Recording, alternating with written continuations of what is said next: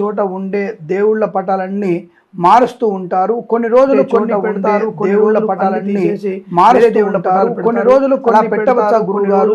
Main దీపం పెట్టే దేవుళ్ళ పటాలు ఈస్ట్ అలా పెట్టవచ్చా గురువు గారు? మెయిన్ దీపం పెట్టే ఈ రోజు అన్ని పటాలు ఈస్ట్ టు ఈస్ట్ ముఖాన్ని పెట్టారు.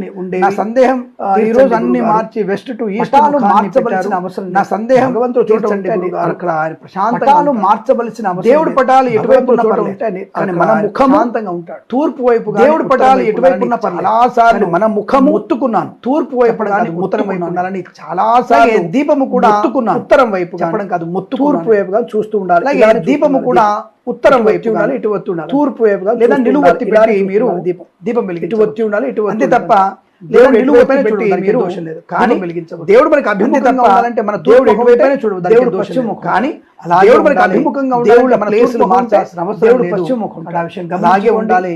దేవుళ్ళ ప్లేస్ మంచిది అవసరం విషయం గుర్తుపెట్టుకుంటూ ఆ విషయం గమనించాలి. ఎప్పుడూ మార్చడం మంచిది.